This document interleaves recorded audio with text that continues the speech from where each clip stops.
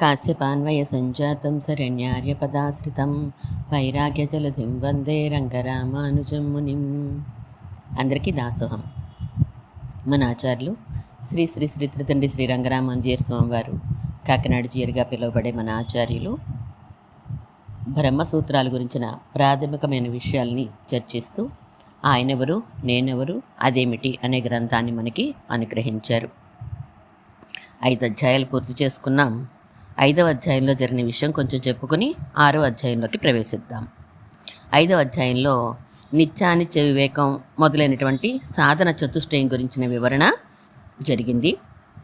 భేద జ్ఞానం తొలగడం గురించిన చర్చ కూడా జరిగింది. కర్మ విచారం అవసరమా అనవసరమా అనే దాని మీద కూడా చర్చ జరిగింది. సాధన చతుష్టయ అర్హత ఎప్పుడు కలుగుతుంది అని వినీత కూడా ప్రశ్నించింది. వాక్యార్థ జ్ఞానంతో అభేద జ్ఞానం కలుగుతుందా అని డాక్టర్ సుబ్రహ్మణ్యం గారు కూడా ప్రశ్నించారు. మోక్షానికి ధ్యానమే ముఖ్యం అని పురుషోత్తం గారు చెప్పారు. శ్రవణ మననాల కంటే కూడా ధ్యానమే ముఖ్యము, శ్రవణ మననాలు కాదు. కర్మలు జీవితాంతం చేయవలసినదే అని నిర్ధారించారు. 6వ అధ్యాయంలో విషయాన్ని తెలుసుకుందాం. వినీతకి అవకాశం లేక 5 రోజుల తర్వాత కానీ మరలా అందరూ సమావేశం అవలేకపోయినారు. ఈ 5 రోజులు ప్రసాదరావు గారు రాత్రింబగళ్ళు కృషి చేశారు. పరమాత్మ, దేవుళ్ళు, మనము పుస్తకం మీద. అంతేకాక పట్టాభిరామయ్య గారితో ఆయన గదిలో చాలాసేపు గడుపుతూ చాలా క్రొత్త విషయాలు తెలుసుకున్నారు. ఇప్పుడు ఆయనకి పట్టాభిరామయ్య గారు ఒక విధంగా గురువుగారు అయిపోయినారు. అమెరికా వెళ్ళడం వాయిదా వేసేశారు. సౌమ్యకి నచ్చకపోయినా అక్కడ ఇక్కడ కూడా పని మేధాశక్తికే అయినా సబ్జెక్ట్ మారడంతో ఇక్కడే మహా ఆసక్తిగా ఉంది ఆయనకి. ఆ రోజు సమావేశం ప్రారంభంలోనే అడిగారు శకుంతలమ్మ గారు, అన్నయ్య గారు, ఇన్నాళ్ళు పూజలు చేయడం మోక్ష సాధనం అని అనుకుంటున్నాను. మొన్న మీరు చెప్పిన దాన్ని బట్టి ధ్యానమే మోక్ష సాధనం అన్నమాట అన్నారు. వెర్రిమొహమా, పూజ చేయడం అంటే ఎలాగో ఒకలా 4 పూలు విసరడం, నైవేద్యాలు పెట్టడం కాదే, ధ్యానంతో కలిపి చెయ్యాలి. భగవంతుని ఆరాధనలో నిమగ్నం అయిపోవడమే ధ్యానం. పూజ, ధ్యానం ఈ 2 వేరువేరు అనుకోకూడదు. ధ్యానం నిలవడానికే పూజ అని, పూజ ప్రయోజనం ధ్యానమే అని తెలుసుకొని ఉండాలి అన్నారు రఘురామయ్య గారు. పూజ మానసికం, బాహ్యం అని 2 విధాలుగా ఉంటుంది శకుంతలమ్మ గారు. ఆలయాల్లో ఆరాధన కూడా మానసికంగా చేసిన తర్వాతే బాహ్యంగా చేయాలి. పద్ధతి ప్రకారం అయితే ఇళ్లలో ఏ మంత్ర జపమో చేస్తూ మానసికంగాను, అది అయిన తర్వాత బాహ్యంగాను చేసుకుంటాం అన్నారు శాస్త్రి గారు. ఇది నాకు క్రొత్త విషయమే సుమండి అన్నారు శకుంతలమ్మ గారు. అవునమ్మా, ధ్యానమే చివరికి మోక్ష సాధనంగా విధించారమ్మా.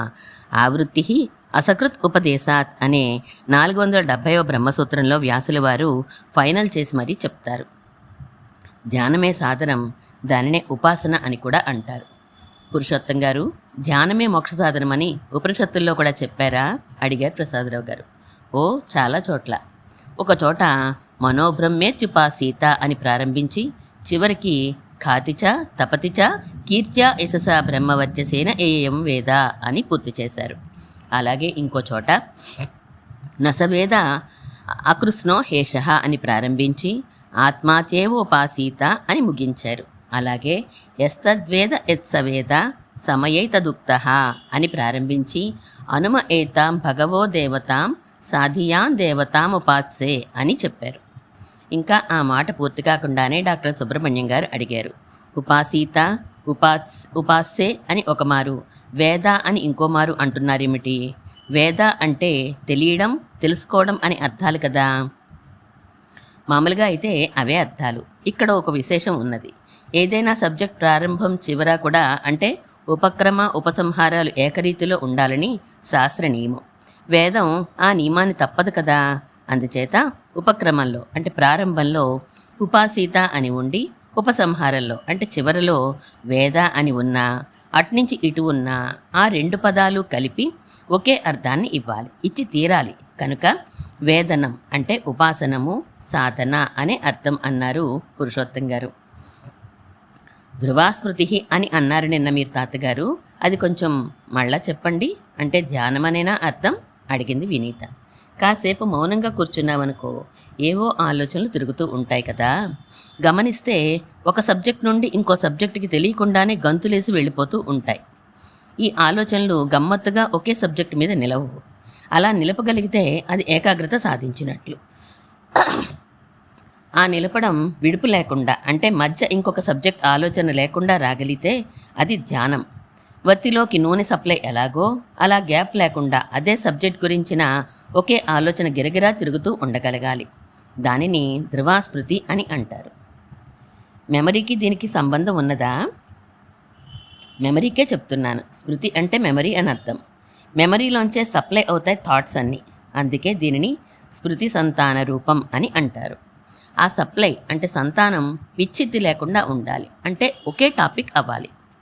అలా నడిస్తే ధ్రువస్మృతి స్మృతిలంబే సర్వగ్రంథీనాం విప్రమోక్ష అన్నది శృతి. అలాంటి ధ్రువమైన స్మృతి కలిగితే సర్వబంధములు విడిపోతాయట. అంతేకాదు, విద్యతే హృదయగ్రంథి ఛిద్యంతే సర్వసంశయా క్షీయంతే చాసి కర్మాణి తస్మిన్ దృష్టే పరావరే అని కూడా వివరించారు. అలా ధ్రువాస్మృతి కలగగా పరమాత్మని సాక్షాత్కరింప చేసుకోవడం జరుగుతుంది. దాంతో అజ్ఞాన బంధాలన్నీ తొలగుతాయి, సమస్త సంశయాలు ఛేదించబడతాయి, సంచిత ఆగామి కర్మలన్నీ నశిస్తాయి. ఈ 2 వాక్యాలు 2 ఉపనిషత్తుల్లోవి కదూ అడిగారు ప్రసాదరావు గారు. అవును, ఒకదానితో ఇంకొకటి ఏకార్థం కలివి కనుక అక్కడ మోక్షోపాయంగా చెప్పబడినవే ఇక్కడ సాక్షాత్కార రూపంగా వివరించబడుతోంది.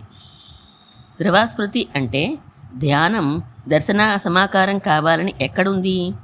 ప్రసాదరావు గారి ప్రశ్న. అది న్యాచురల్. ఏకాగ్రత ఎప్పుడూ దర్శన సమాకారమే అవుతుంది. ఏమండి డాక్టర్ గారు? అవును, అవుతుంది. కానీ దానిని ఒక పర్వర్షన్ కింద మేము తీసుకుంటాం. ఎదుటిగా మనిషి లేకపోయినా ఏవో ఆలోచనలు చేసి ఆ ఏకాగ్రత చేత సాక్షాత్కారం ఆ వ్యక్తికి జరిగి కొడుతున్నట్లు తిడుతున్నట్లు చేస్తారు కొందరు పేషెంట్లు. అవన్నీ మెంటల్ కేసెస్. అవి ఇక్కడ వర్తిస్తాయా అడిగారు డాక్టర్ గారు. మెంటల్ కేసెస్ ఇక్కడ వర్తించవు. నేను అడిగేది ఇన్ ప్రిన్సిపల్ ఏకాగ్రత అనేది దర్శన సమానాకారానికి దారి తీస్తుందా తీయదా అనే. తీస్తుంది, సందేహం లేదు. దర్శన సమానాకారం అంటే శాస్త్రి గారు అడిగారు.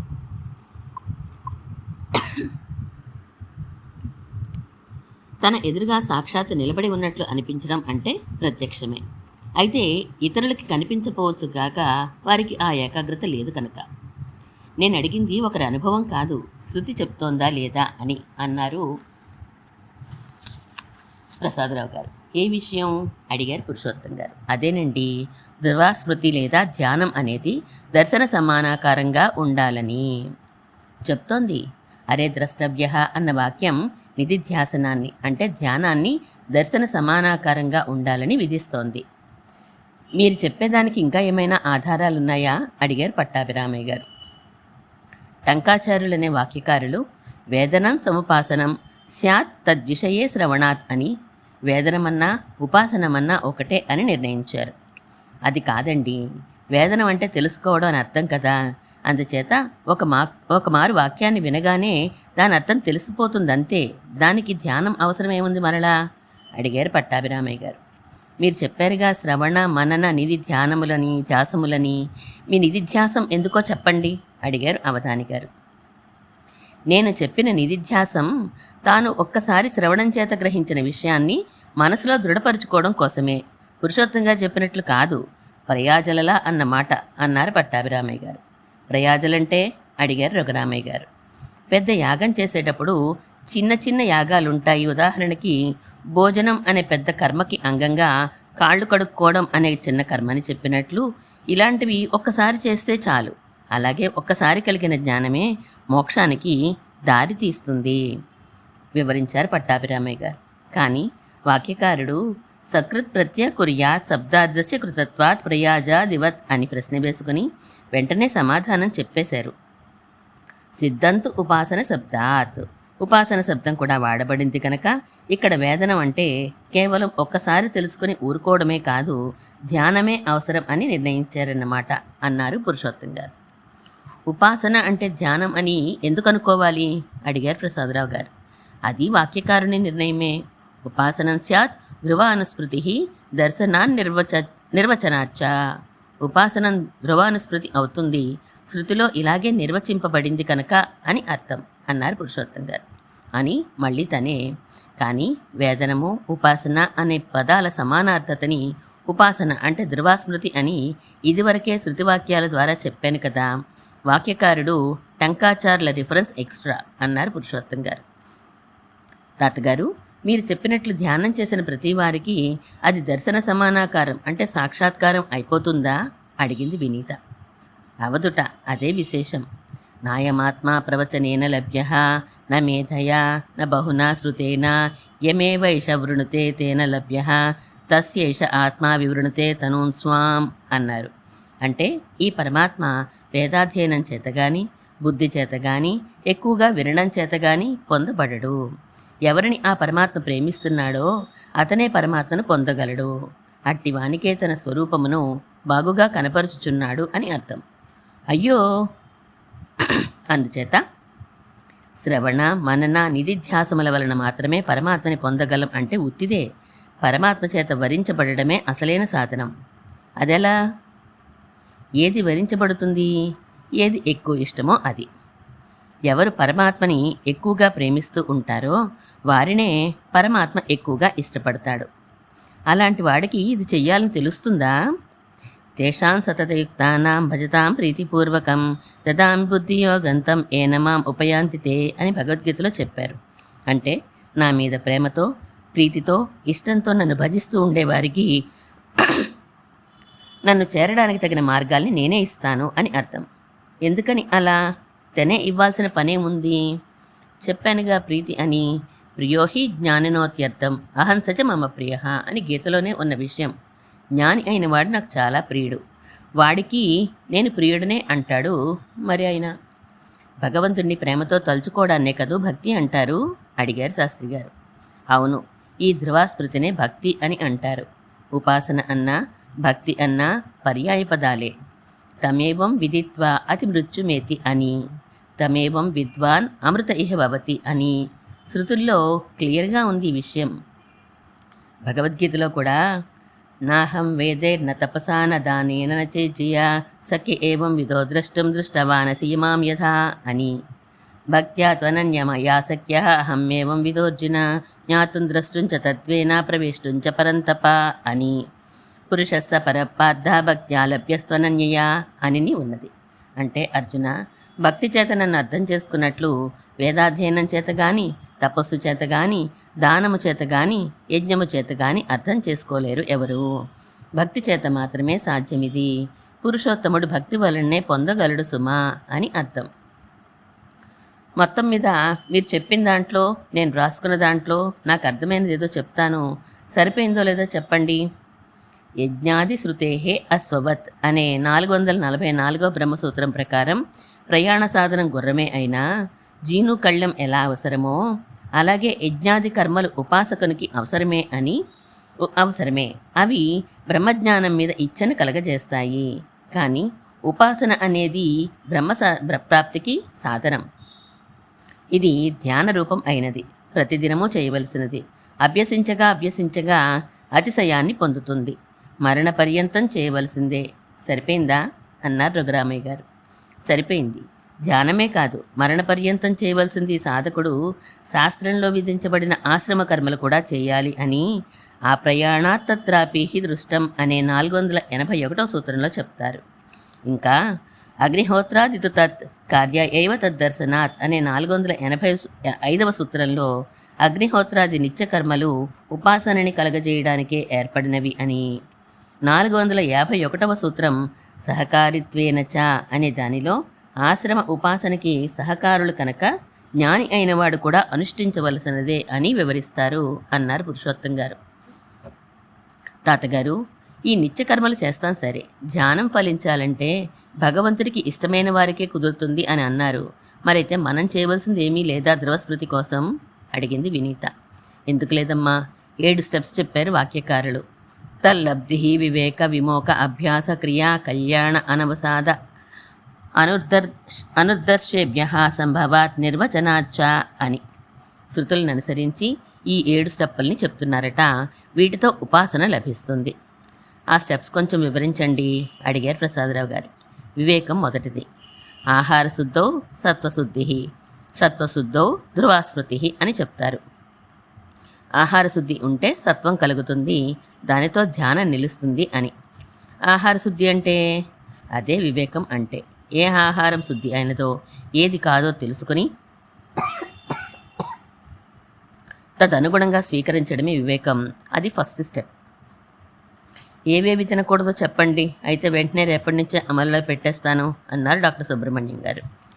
జాతి దుష్టాలు, ఆశ్రయ దుష్టాలు, నిమిత్త దుష్టాలు కానివి తినాలి. అలా అయితే కాయశుద్ధి కలుగుతుంది. అంటే చెప్పండి అన్నారు ఆలస్యాన్ని భరించలేక డాక్టర్ గారు. తమ జాతి చేతనే మన బుద్ధిని ఒక వస్తువు మీద కేంద్రీకరింప చేయనివ్వని వస్తువులు మానాలి. నీచమైన పనులు చేసేవారి చేతి నుంచి వచ్చే ఆహార పదార్థాలని మానాలి. చెడు వస్తువులు కానీ దూషితాలైన ఆహార పదార్థాలని మానాలి. అయ్యో, ఏదో లిస్టు చెప్తారనుకున్నానండి. దీనిని బట్టి లిస్టు తయారు చేసుకోవడమే. ఇది ఫస్ట్ స్టెప్. తర్వాత అడిగింది వినీత. విమోకం. కామానభిష్వంగ. విషయాల్ని అనుభవించకుండా ఉండలేకపోవడం. ఇది కూడదు. అంటే అనుకున్నదేదో గబగబా చేసేయక నిలవలేని స్థితి కూడదు. శాంత ఉపాసీత అన్న స్థితిని బట్టి ఈ రెండో స్టెప్. 3. అభ్యాసం. ఆరంభణం సంశీలనం పునఃపునః అభ్యాస. దేన్ని ధ్యానించాలి అని అనుకోవడం, ఓహో ఫలానిది అని గుర్తు తెచ్చుకుంటూ ఉండడం. భగవద్గీతలో సదా తద్భావభావిత అనే దాని నుంచి ఈ స్టెప్ సిద్ధపడింది. 4. క్రియ. పంచమహాయజ్ఞాద్యనుష్ఠానం శక్తిత క్రియ. శక్తి వంచన లేకుండా పంచమహాయజ్ఞాలను చేయడమే క్రియ. అవేమిటో వివరంగా మొన్న చెప్పలేదు, మళ్ళా చెప్పండి అడిగారు డాక్టర్ గారు. తను చదువుకున్న చదువు ఇతరులకి చెప్పడం బ్రహ్మయజ్ఞం. పితృదేవతలని సంతోషపెట్టడం పితృయజ్ఞం. దేవతల్ని ఆరాధించడం దేవయజ్ఞం. చుట్టూ ఉండే జీవరాశుల్ని ఆదుకోవడం భూతయజ్ఞం. అతిథి సత్కారం రుయజ్ఞం. సరే. క్రియావానేష బ్రహ్మవిదాం వరిష్ఠ అన్న శృతి ఈ పంచమహాయజ్ఞాలనే క్రియలు చేసిన వాడే బ్రహ్మవేత్తలలో అగ్రగణ్యుడు అని అంటోంది. దానిని అనుసరించి ఈ 4వ స్టెప్ తయారైంది. కొంతమంది క్రియ అంటే తమేతం వేదానువచనేన బ్రాహ్మణ వివిదిశంతి యజ్ఞేన దానేన తపసా అనాసనేన అనే దానిలో చెప్పిన యజ్ఞాది కర్మలే క్రియలు అని అంటారు. ఎలా అయినా పర్వాలేదు, అవి మ్యూచువల్లీ ఎక్స్క్లూజివ్ కాదు. 5వది కళ్యాణం. అంటే సత్య ఆర్జవ దయా దాన అహింస అనభిజ్జాహ కళ్యాణాన్ని. సత్యం పలకడం, త్రికరణ శుద్ధి ఉండడం, ఇతరుల దుఃఖాన్ని చూసి సహించలేకపోవడం, లోభం లేకపోవడం, అహింస, ఇతరుల అపకారాన్ని తలవకపోవడం, ఇవి చేయాలి. బేష్, బాగుందండి. ఇది సరైన విధానం. ఇలాంటివి చెయ్యాలని, చేస్తేనే భగవత్ప్రాప్తి అని అనాలి. కానీ ఏది చేయకంటారేంటండి పట్టాభిరామయ్య గారు అన్నారు డాక్టర్ గారు గట్టిగా. ఇవేవి చేయకూడదని నేను అన్నానా అడిగారు ఉక్రోషంగా పట్టాభిరామయ్య గారు. వేదజ్ఞానం కర్మల వలనే కలుగుతుంది కనుక కర్మల్ని చేయవద్దంటే అందులో ఇవి కలిసిపోతాయి అందులో రెట్టించారు డాక్టర్ గారు.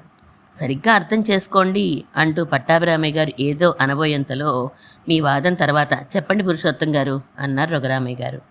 సత్యేన లభ్య తేషామే వైశో విరజో బ్రహ్మలోక అనే శృతివాక్యాల నుండి ఈ 5వ స్టెప్ బయలుదేరింది. అంటే పురుషోత్తం గారు ఈ 7 స్టెప్పులు ఉపనిషత్తులు అక్కడక్కడా చెప్పినవే అన్నమాట. మరి టంకాచార్యుల వారు చెప్పారన్నారు అడిగారు ప్రసాదరావు గారు. అక్కడక్కడ ఉపనిషత్తులు చెప్పిన వాటిని ఎత్తి సమకూర్చారు టంకాచార్యుల వారు, వారి సొంతం కాదు. అయితే ప్రామాణికమే అన్నమాట.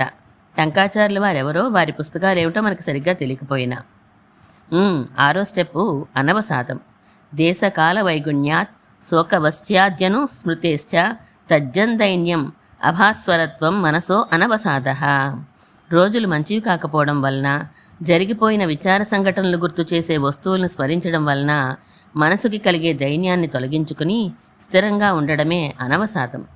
నాయమాత్మ బలహీనేన లభ్య అనే శృతి నుండి ఈ 6వ స్టెప్ బయలుదేరింది. 7వది అనుర్దర్శం. తద్విపర్య యజాతుష్ట ఉర్దర్శ. ఇది సరిగ్గా ఇందాకటి దానికి వ్యతిరేకం.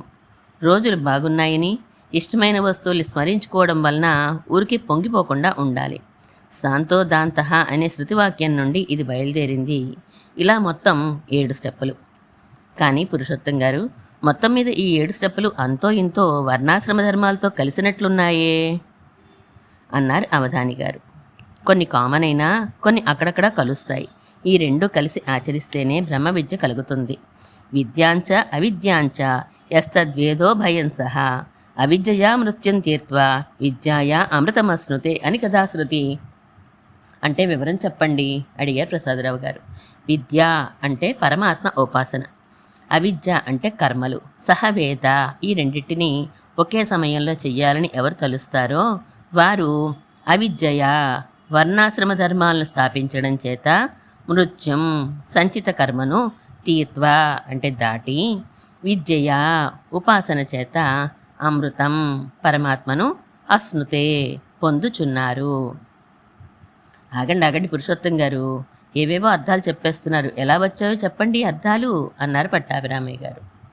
ఏవి కావాలో చెప్పండి అన్నారు పురుషోత్తం గారు. అవిద్య అంటే వర్ణాశ్రమ ధర్మాలని ఎలా చెప్తున్నారు? సంచిత కర్మం వలనే కదా జ్ఞానోత్పత్తి ఆగిపోతుంది, ఒప్పుకున్నారా? అవును. దాన్ని ఎలా దాటాలి? ఏదో కర్మ చేసి కదా. చెప్పండి, ఏం కర్మ చేస్తాం? శాస్త్రవీతమైన కర్మ తప్ప. శాస్త్రవీతం కాని కర్మలు పూర్వం చేసి ఉండడం వలనే ఆ సంచిత కర్మ జ్ఞానాన్ని అడ్డేసింది. ఇప్పుడు అవి ఆచరిస్తే తిరిగి తొలగుతుంది. విష్ణు పురాణంలో యాజసోపి సుబహూన్ యజ్ఞాన్ జ్ఞానవ్యపాశ్రయ బ్రహ్మ విద్యమధిష్టాయ తర్తుం మృత్యుమద్మ విద్యయ అనే రెఫరెన్స్ చూడండి. అదేదో వివరించండి బాబు, మాకేం తెలుస్తుంది సందర్భం అన్నారు శాస్త్రి గారు. కేశిధ్వజుడనే రాజు శాస్త్రజ్ఞానం ఉన్నవాడు కనుక ఉపాసనారూపమైన జ్ఞానమే సాధింపతగినది అని నిర్ణయించుకుని అవిద్య చేత అనగా శాస్త్రవిహితం అయిన వర్ణాశ్రమ ధర్మం చేత మృత్యువును అంటే సంచిత కర్మను పోగొట్టుకొనుటకై అనేక యజ్ఞములను ఆచరించెను అని అర్థం. సంచిత కర్మ అంటే పుణ్యం పాపం రెండూ ఉంటాయి కదండి అన్నారు శాస్త్రి గారు. అవును ఉంటాయి, ఇవి రెండు బ్రహ్మప్రాప్తికి ప్రతికూలాలే కనుక రెండింటినీ పాపమని అంటారు. ఈ పాపం సత్వగుణాన్ని పొందనివ్వని రజోతుమ గుణాలని వృద్ధి చేస్తుంది. ఏష ఏవ అసాధు కర్మ కారయతి తం యమధో వినీషతి అనే శృతివాక్యం ఈ విషయమే చెప్తోంది.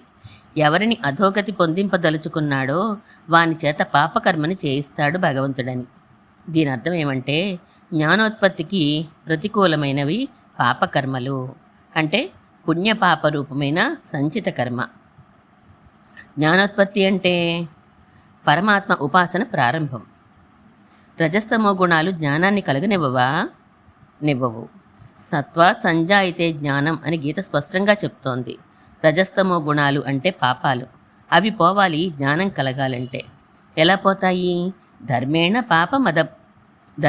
పాప మపనుదతి అంటే వర్ణాశ్రమ ధర్మాచరణతో పాపం పోగొట్టుకొనుచున్నారు అంటోంది శృతి. ఓహో, మొత్తం మీద పరమాత్మ ఉపాసన కావాలంటే వర్ణాశ్రమ ధర్మాలు అంటే పూర్వమీమాంసా జ్ఞానం అంటే కర్మ విచారం చేయక తప్పదని తేలిందన్నమాట డాక్టర్ గారు. తేలిందన్నమాట అని ఎలా అంటున్నారు? అసలు పరమాత్మోపాసన అంటే ఏంటి? బ్రహ్మ అంటే ఎవరు? ఇది వివరిస్తే కానీ కుదరదు. అప్పుడు మీకు స్పష్టంగా తెలుస్తుంది కర్మ విచారం లేకుండానే బ్రహ్మ విచారంలోకి దిగవచ్చునని. అంతేకాదు, వాక్యార్థ శ్రవణ మాత్రం చేతనే మాయ కూడా తొలగిపోవచ్చు, ఏ అభ్యంతరాలు ఉండవు అన్నారు పట్టాభిరామయ్య గారు చటుక్కున. అయితే చెప్పండి, బ్రహ్మ అంటే ఎవరు? బుద్ధిగా సర్దుకుని కూర్చున్నారు డాక్టర్ గారు. మిగిలిన అందరూ కూడా అటెన్షన్లోకి వచ్చారు, శకుంతలమ్మ గారు తప్ప. ఇవాళకి ఉంచేద్దాం అన్నయ్య గారు, ప్లీజ్ ఏమనుకోకండి, చాలా పని ఉంది అన్నారు లేస్తూ. సరే అని వాయిదా వేశారు అందరూ. ఇక్కడితో ఆయనెవరు నేనెవరు అదేమిటి అనే కోసంలో 6 అధ్యాయాలు పూర్తి చేసుకున్నాం మనం. మిగిలింది తర్వాత చదువుకుందాం. శ్రీమన్మహాభూతపురే శ్రీమత్కేశవ యజ్వరః కాంతిమత్యాం ప్రసూతాయ ఇతి రాజాయ మంగళం.